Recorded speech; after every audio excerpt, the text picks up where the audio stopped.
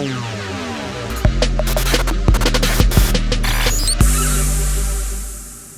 there, Amplifiers. Kenny Harper here, and joining me today is a rockstar professional when it comes to speaking and creating amazing content that is different, that gets attention, and gets people in action. Now, he's an inspiring author and certified speaker. He's actually a CSP. I'd like to welcome to Growth Amplifiers, Mr. Stan Phelps. Thank you, Kenny. Thank you for having me. Well, thanks for being here today as we're doing a lot of cool things in this market. It's an honor to have you here. I know you've graced the stages of so many different organizations, businesses, and companies around the world. And I'm glad to have you here. Now, I'm familiar with who you are, but I'd like if you could take a quick moment just to introduce yourself to Growth Amplifiers and share with the world, who is Stan Phelps? Who is Stan Phelps? Stan Phelps was born at a very young age, Kenny.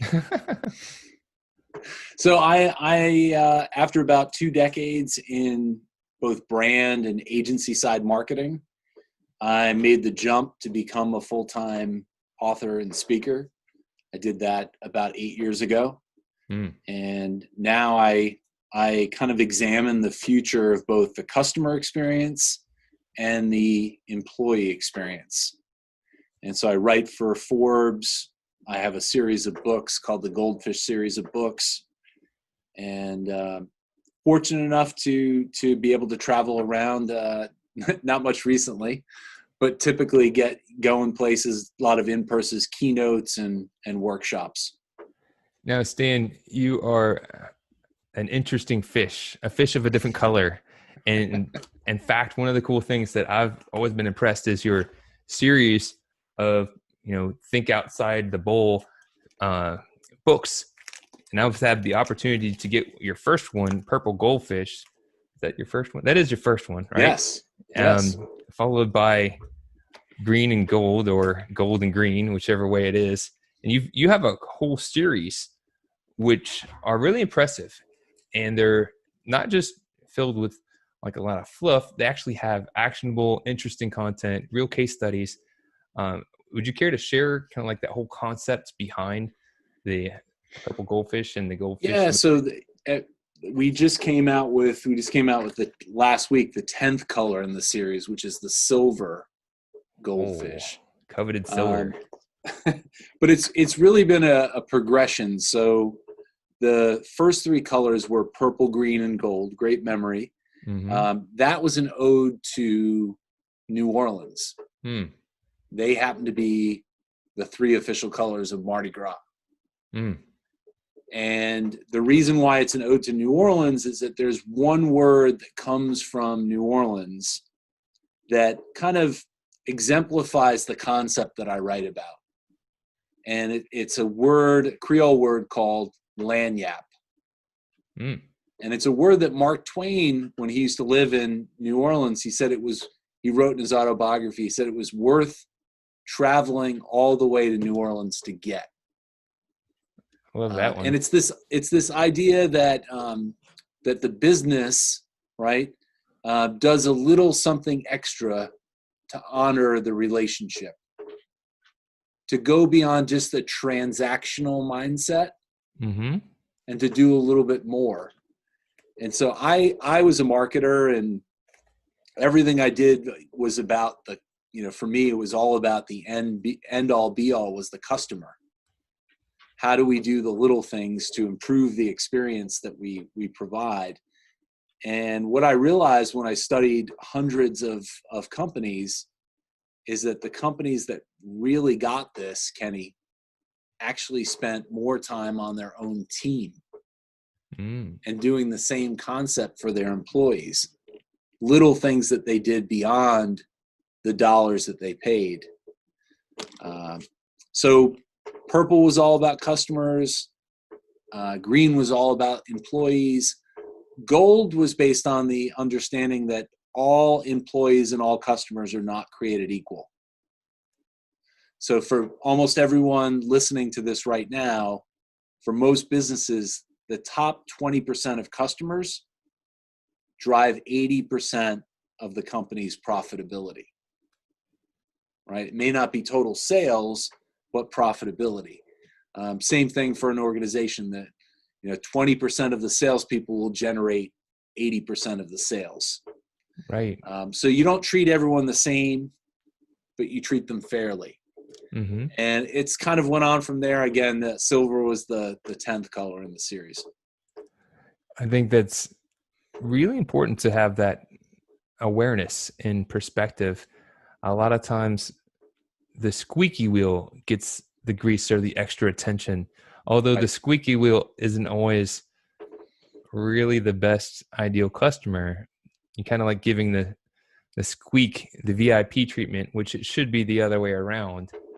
Well, one of the cool things I've got here in front of me is these little M&Ms, this gray goldfish. Now, the gray goldfish. I don't know if you could see that, but these are little M&Ms, branded gray goldfish, and it's just a little something extra that Stan had sent out in a package containing a great book and some of his materials. But those things make a difference. Those things are memorable, and a lot of businesses are so forward focused they don't take the time to look back.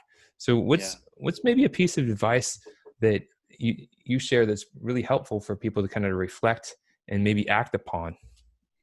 Well, I think, and I'm certainly have been guilty of this in the past, sometimes you get so focused on the future Mm-hmm. and on the prospect that you miss creating a great experience for the customers that you already have. Right. And we know just basic rules in business. It can cost 1/10 the amount of money to upsell a current customer than it does to go out and acquire a new one. And the other thing which I think gets lost in marketing is that almost 80 to 90% of marketing is all about awareness and the prospect. To me, that's the wrong way of looking at marketing. The best form of marketing that we ever do is word of mouth. And who's the most credible source of word of mouth marketing? People that are already doing business with you. So Jay Baer would call these talk triggers. These ideas of little things that you do that differentiate you, that give your customers a reason to be able to tell your story. Very impactful. I went to a hotel out in California with my wife for our 10th anniversary, Ritz-Carlton. Nice. And when we got there, they put out in decorated rice, happy anniversary, Kathy and Kenny, and they gave us some chocolates and champagne. And you came to mind. I'm like, this is my anniversary, and here's Stan with me. But they're one of my Hall of Famers. I have a Purple Goldfish Hall of Fame, and Ritz-Carlton absolutely gets it. They give everyone on the staff has up to $2,000 that they can spend without having to get any type of approval. And getting back to what I said before, what I think is lost is that many times we think in business, well, a referred customer, well, they're roughly equal to somebody who we traditionally acquire, right? And they're nowhere near equal, Kenny. So if I've been referred to do business with Rock My Image by someone else, over my lifetime, I'll spend up to twice the amount of money. I stay longer and I spend more, right? Right. And this is the kicker. If I've been referred myself by one of your customers, what am I more apt to do? Refer other people. So I stay longer and I spend more, but I also refer up to twice the amount of people. So why wouldn't you take care of the customers that you have so they can bring you the type of customers that you want? The ones that are 4 times as valuable as a traditionally acquired customer. That's a super amplifier right there, because a lot of the times it's forward focusing, like you said. And you just mentioned something. Somebody may be servicing the clients they have, but it's going back to that little bit extra that little bit extra that's going to really make that difference, to give them a reason. So this is such a compelling topic that I've seen you speak a couple times. I've checked out your online presentations before, and what got you inspired to really put this as one of your focus or pillars?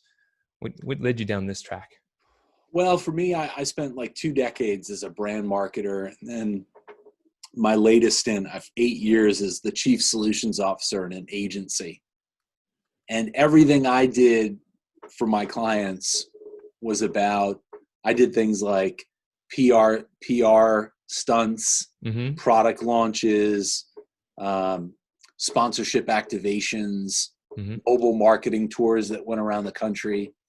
And I just realized that stuff was effective. It just wasn't scalable and it wasn't sustainable, right? And I thought marketing should be at least as much about the things that you do for your current customers than it is about trying to pull, that prospective customer in. And I thought to myself, until we get to the point where 51% of marketing is about creating the experience, Mm-hmm. then my work is not done. It's a beautiful message, and something that a lot of people should take a little bit extra time to think about, and how are they applying it in their business. So yeah, and I would say caution when you think about it. Some people get so stuck on, well, it's got to be the chocolate chip cookie like a DoubleTree does, or the peanuts while you wait at Five Guys, or even to your point, like the Ritz-Carlton giving you the champagne. But that's one part of it. The other part of it is, how do you do the little things just to be easier to do business with? Like, how do you handle waiting? How do you do a little bit of an added service? Might not even cost you anything, but a little extra time. How do you be more convenient to do business with? And that type of stuff, I think, sometimes gets overlooked with, all right, we have to do some type of extra that we throw in, which is important, but I think they're equally important.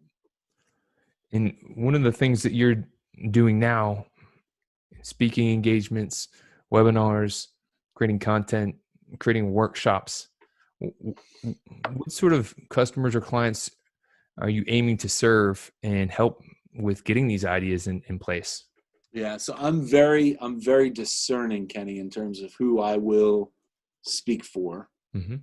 So I have a rule. I will only speak for companies that have either customers or employees. Okay. So, all right. So that's going to be... No. So you're asking me a serious question. I'm giving you a joke of an answer. A fun so, answer. I do literally, what I love about what I do is every day and every week is different. Mm-hmm. Last week I was with a software company on Friday talking about kind of client success and what's called the diamond Goldfish. How do you manage pressure? Next week, today I just did a webinar that was on presentation skills. Mm-hmm. So every week is different, and every client is different. So you really have different colors that you can apply to different businesses and different challenges to help them differentiate. Right. I think it depends on what challenges that they're facing, Mm-hmm. or what they want to do. But everything I do either focuses on brand experience, customer experience, and in the middle is the employee experience. Right. So, and I'm just looking down at some of these cool things. You've got these wonderful produced products that really highlight some of the key points. If people are looking to learn more about this and say, that sounds really intriguing, because I think it's really intriguing and very interesting, by the way, how would they find out more about you and what you do, and where they can get some of your content? So All of my books are available on Amazon. Mm-hmm. So that's where I go exclusive for both ebooks and print books, as well as I use Audible for my audiobooks. But you can just go to stanphelpsspeaks.com, and that has an overview of all of the different types of goldfish. That's a good place. StanPhelpsSpeaks.com. And he does, and he's doing it right now. I mean, it's proof in the pudding. So one of the things in growth amplifiers we ask is, there's things that we learn on our journey that we know work, and there's sometimes we have challenges, and we can learn by sharing our challenges. Right. What's something that you've been challenged with through the years that you've either overcome or it's been a battle to continue to overcome when it comes to growing your business? Yeah, so I think one of the challenges that I have is I haven't done a very good job of this. As a speaker, you're supposed to try to grow your list, Mm-hmm. right? And do a lot of email marketing. Mm-hmm. I personally think that's an annoyance. And I realize I can't be great at everything that I do. Mm. So it's forced me, and I write about this in the Pink Goldfish, it's forced me to try to lopside in some areas, Mm-hmm. where instead of trying to be great at everything, which I think sometimes we get lulled into, Right. let's try to be great at everything. It's forced me to try to lopside and double and triple down on a couple of things. And one of those is LinkedIn. Mm. So it's an important thing to keep in mind. And I'm keeping in mind your time because I know you have a very tight schedule. You're high in demand, and I really appreciate you taking a few moments to share with us and our community. What's something that you do that is gaining awareness and you end up gaining business from? Well, I try to, especially on LinkedIn, I try to write every day. I try to write 1,299 characters on LinkedIn. So my hashtag is hashtag the 1299. And the reason why 1299, they only give you 1,300 characters when you write a post. But whether it's a video or maybe a photo I share, I always try to write about something that's current or a case study that I think is relevant that people can learn from. And that's something I do to try to give back. As well as with those things like the mini books. I've done over the last couple months a lot of stuff for my previous clients because I can't travel now due to COVID-19. So I want to practice what I preach, is how do I provide value, knowing that if I can help them in a difficult time, that when things rebound, that will come back. Givers gain. Yeah. A couple more things as we're kind of wrapping up our thoughts here. And I, again, appreciate that. What's a lesson that you've learned or a piece of advice that you would share with others who are on their journey of growing and taking their message to the masses? Well, I'll say two things. One, I think you really have to be consistent if you're trying to get your message out there to the masses. So to me, the commitment I have to write every day on LinkedIn, that took months and months before I got the traction behind it, right? The second one is, I think sometimes we know ourselves and we know our stuff so well, we assume that everyone knows it as well. They call it the curse of knowledge. And here's the thing that stuns me. For people that are already doing business with us, our current customers, of 100% of what we can do for them, if this is 100%, right? What percentage do the customers that already are writing you a check, what percentage of that 100 do you think they know on average? Ooh, it's going to be a small fraction. I wouldn't want to know it. But yeah. 20. Yeah, 20%, right? So one of the things that we talk about in Purple Goldfish is this idea of sampling. And we talk about sampling usually what we do for a prospective customer. But here's one thing I think everybody can listen to here is, no. Think about it for the customers that you already have. How do you figure out, how can you expose them so they start to know about that other 80% that you can do for them that they have no clue? I love it. There is so much opportunity right in your backyard. Super cool. And what happens when somebody who's doing one or two things with you, what happens when they start doing 3 or 4 things with you? Right. That exponential. They're not going anywhere, right? You're a lot stickier. You're going to do a better job of serving them. And I think that's the challenge for everyone listening to this. Well, thank you again for sharing some time. And as we wrap up this final thought, what's something that you would like to plug, share with people? Obviously, they should go to stanphelpsspeaks.com. So big fan of this book. It's Silver Goldfish is all about how to create a memorable business presentation. So that could be a pitch, could be a job interview, it could be a conference presentation or a quarterly update to your team.